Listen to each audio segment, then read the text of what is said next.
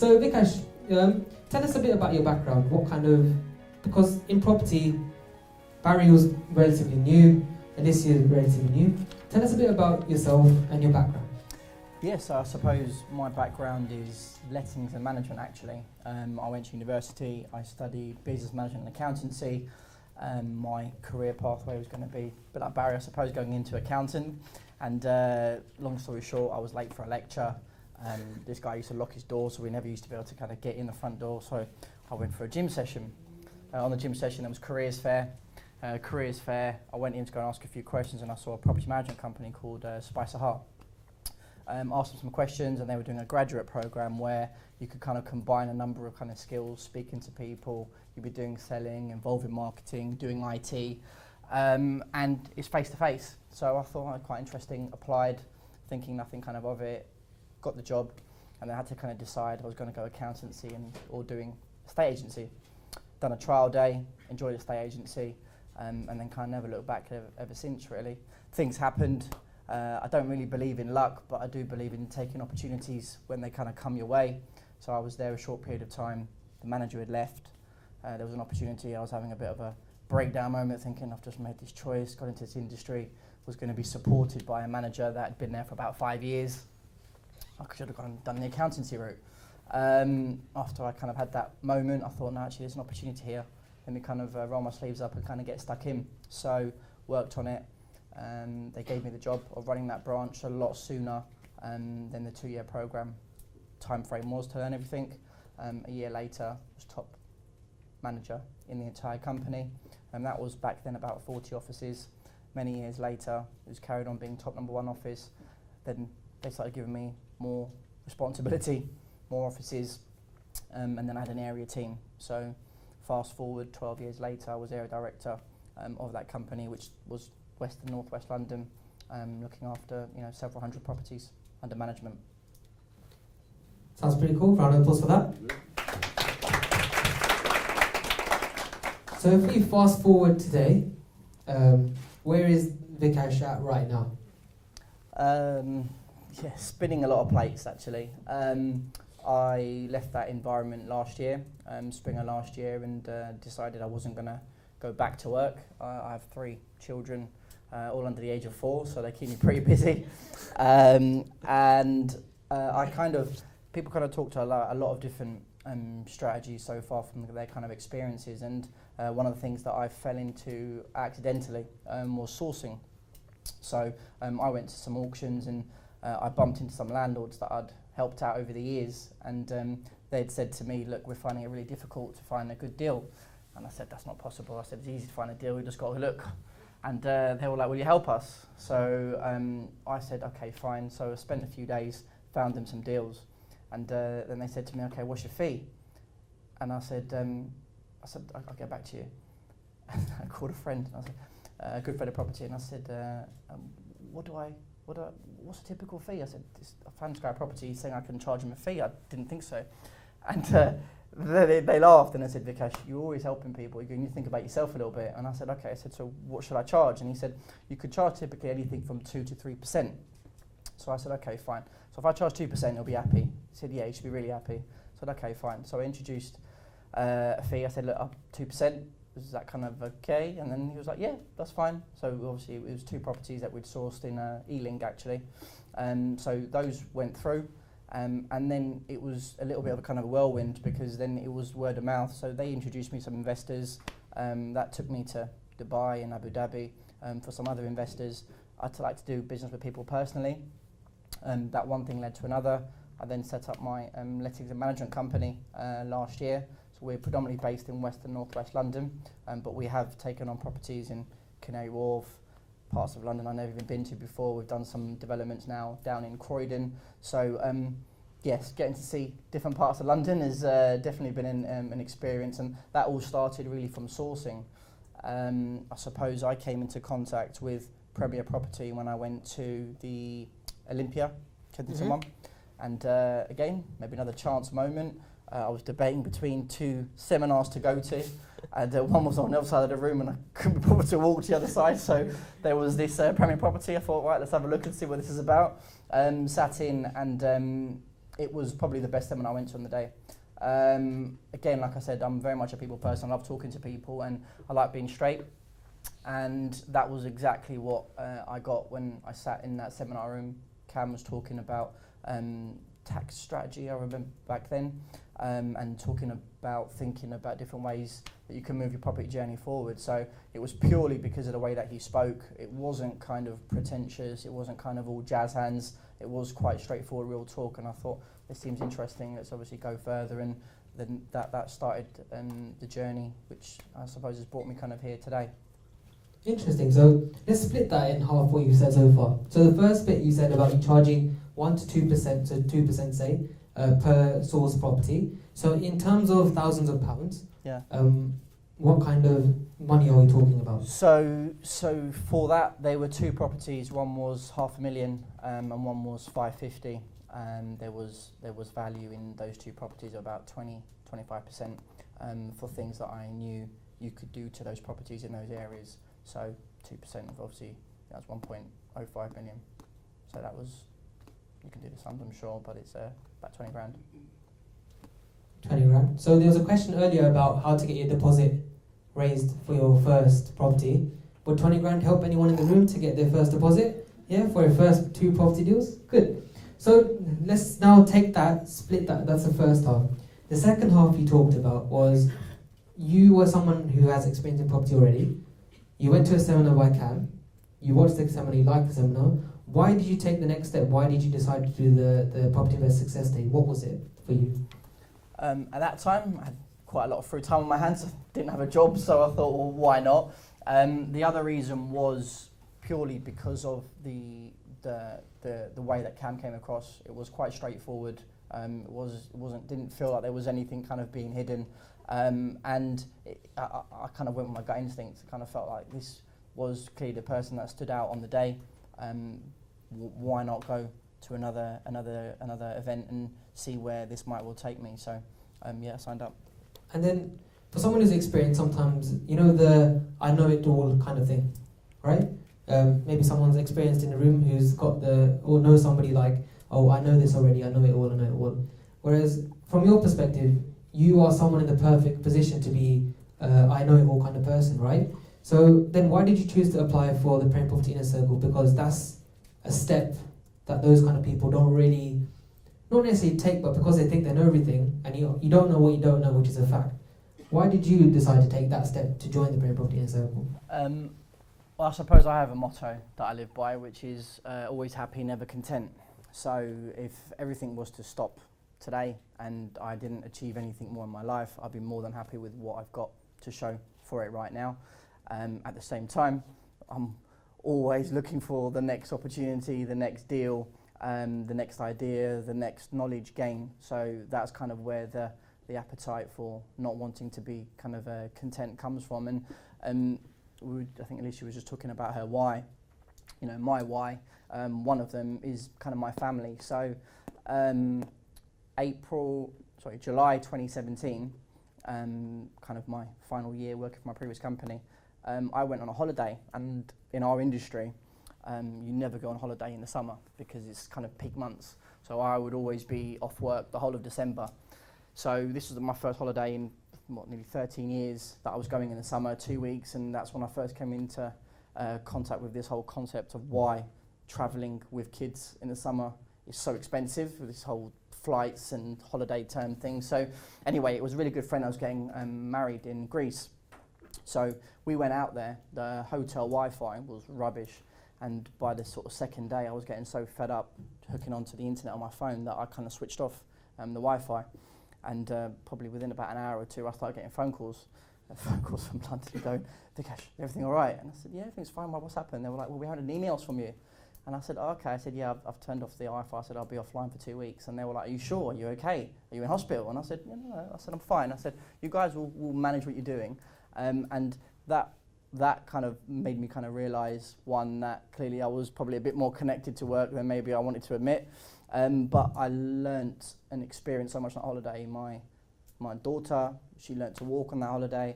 I taught my son how to swim underwater on that holiday, and spent good time with my kind of wife. And It was at that moment I kind of realised that it's really important to take time to appreciate what you have and be thankful for it. So after that, I then set up my Instagram page. If anyone might be connected to me, they'll see it. You know, I just take every time each day to be thankful for simple things in life, food, family, friends, capturing kind of good moments, and I do that every day. So that's one of my whys. So I don't think there's any reason why, from that basis, you should have any reservation to be uncomfortable, to put yourself in uncomfortable situations where you don't know, because you don't know what you don't know, right? Mm-hmm. So you shouldn't be afraid to kind of ask the question, and I think that's all too often the case where people are put off by moving forward because of that reservation or thinking, oh, this might be a bit of a stupid question. There's no such thing as a stupid question. It's only a stupid question is a question you don't ask. Interesting. There's no such thing as a stupid question. No. It can be tested. I also like the bit you said, I taught my daughter how to walk, son how to swim. And then, kind of, my wife had a good time. I have to mention her. I won't have it done otherwise. So that's quite jokes. So, like I said, how long have you been in the Prem Property Circle now? So I was probably a few matters, but I think we signed up in about August. August last year. That's about, what, six? About 6 months, yeah. Months? Yeah. So, what are your plans since you joined? So in that 6 month period, we've set up SA. So we've got 2 SA properties. We've got 2 rent-to-rent properties as well. I like those strategies because, like Barry said, they're cash flow. I liked SA. Everyone's talking about it, so I thought I'll try it out myself. Could be something I apply in one of my businesses. Could it be a business that I then grow? We also learned a very valuable lesson in SA at the same time. So, we done a deal with a landlord who had been doing SA for the last 2 years. I like spreadsheets. Probably, I think it might be a bit of a sin with people who do accountancy, but I love an Excel spreadsheet. So we analysed his account for the last 2 years, and we kind of realised very quickly that the rent that he was achieving was quite low. So we looked at all the reasons of what he could do to increase his revenue. We done all this analysis, gave it to him. We started managing it, and this was just before Christmas, and we got quite a lot of bookings in December and January, and we got forward bookings to the tune of £12,000, and his best year in the previous 2 years was 18,000, and this was only in January. So we were onto quite a good thing. I think he realised he was onto a good thing, and I was asking my other partner in that business to sort out the paperwork because everything had gone a lot quicker than we'd expected. Paperwork hadn't been done. He started being a bit difficult, and in the end, he was trying to cut a deal with someone else to take over the SA for all the work that we'd kind of done to improve his brand, improve his experience, improve the property.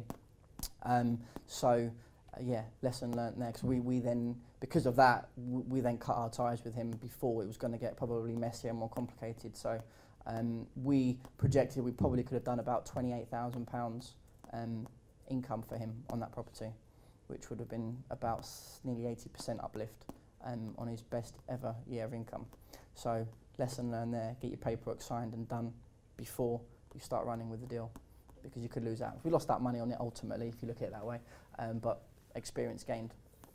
It's something I'm going to mention at the end of the evening about paperwork, so stay tuned for that. So numbers-wise, from those 4 properties you've taken on, what kind of income is that making you right now? So the 2 SAs we done on management basis, so not rent to rent R2SA or rent to an SA as you would call it, and they were on the basis of 15% management, and that was on the basis of however much value we booked. So on the nearly £11,000 worth of bookings, that was about £1,500 of fees, and that was in under a month, so £1,500. And the 2 rent-to-rents are just under £1,000 each per month. So that's about £3,500 per month, yeah. Yeah. So would anyone else like £3,500 per month? Yeah. Good. So if you take yourself and you go back in time and you had a younger Vikash standing right in front of you right now, what kind of advice would you give him, and hopefully that kind of advice for that young Vikash there would be the same for the people who are starting out in property in the room right now. So what maybe 3 of your pieces of advice you would give?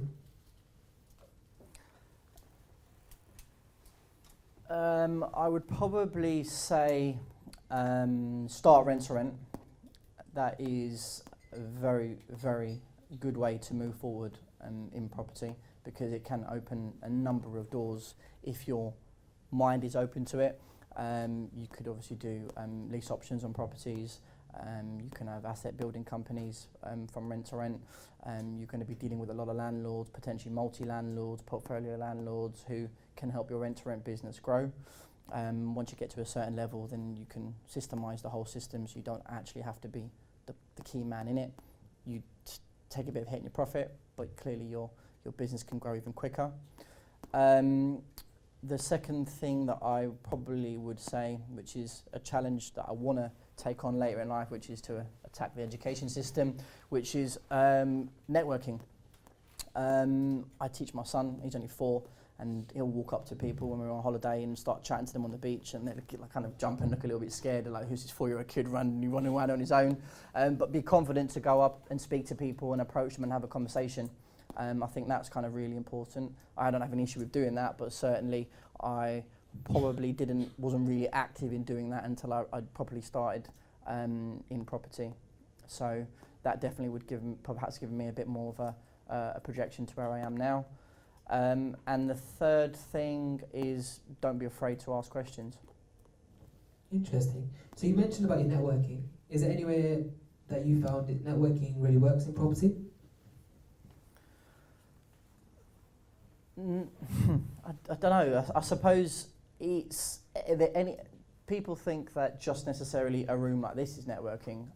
Actually, you could be in a coffee shop, you could be on a bus garage, you could be at the train station, you could be anywhere. We was in a coffee shop the other day, and I was meeting with someone who was talking about healthcare books, and there was 2 guys sitting next to us on one of these Costa Coffee open tables, and they were talking about hotels, and we were just talking about someone who'd asked me if I know anybody who was looking for a hotel, and literally the next day there was 2 people sitting on the table, and I said to the guy, I said, these guys, I'm really sorry, but these guys, I've heard the word hotel 3 times, it's like an alarm bell.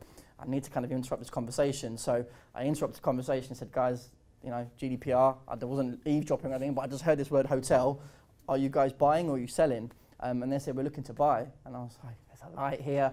So exchange numbers, put these guys going to be in contact, and there's an introducer fee going on for that deal right now, and that's a £7 million hotel somewhere in London. So something might come of it, but a lot of these things, that big deals, they go through the due diligence, so numbers sound great. Sometimes they can take months before they actually go through, but if they do, then it will obviously be a nice holiday. On the numbers side, what kind of number? 2%. 2% of 7 million, anyone? How much is that? 140 grand? So Vikash was like, it might take a couple of months. Would anyone else be happy to wait 60 days before they make 140 grand? Yeah? Is that okay with everyone? Can you just make sure that you're still awake? Yeah? Is that okay? Alright, perfect. So that's from your perspective as an experienced person. One piece of advice you'd give to Premier Property Club members this evening in order to move forward in property right now, what would you say to them to do? Start. Barry's probably a bit unique. Procrastination, I think everybody has a little bit of that in them. I've certainly had it in the past. I probably still have it at times now, and I certainly meet loads of people who talk a lot about it but don't actually start. So I think it's just a fear of the unknown. You're going into something where you don't really know, is this going to work or isn't it going to work? But that's like with most things, you know, you leave the hotel, you might get run over by some Ferrari, yeah, that'd be a nice way to go, but you don't really know. So I think it's kind of important, do the numbers, work out kind of the best case, the worst case scenario. I always tend to kind of work conservatively, even on the properties that I buy, it will always be kind of worst case scenario. And Alicia made a really good example, which is happening quite a lot in the industry at the moment. So because I've been through the cycle, you know, 13 times now, in a very big company, you know the pinch points through the course of the year. So the pinch point at the moment will be tax year, so end of March. A lot of big companies, some operate January to December, Other companies operate the tax year. So a lot of these companies and salespeople will be working towards their end of year targets. End of year targets will be March 31st. So you've got effectively like a 6-week window, which is more than enough time to exchange a complete or have offer agreed, exchange a complete on a property. There's a nice little window there where you could potentially still do some deals with some negotiators who are eager to kind of get their bonuses and get their promotions and things like that. So timing is really important. So Vikash said a lot there. So I'd probably say to underpin all that is to learn how to do that sort of stuff, because at this point he is unconsciously competent. So he's just telling you to start, do this, time skills. Did you hear all of the information he just blurted out in 60 seconds, which took him about 15 years to learn? So I'd say learn how to do that first, and then definitely take the action. Because so for those who don't know, I'm studying to be a doctor. If I decide to do an operation tomorrow, it wouldn't probably be the best idea. That's why I have to train 6 years in order to be a doctor in the first place. Everyone follow me? Yeah? Perfect. So on that note, let's give Vikash a huge round of applause.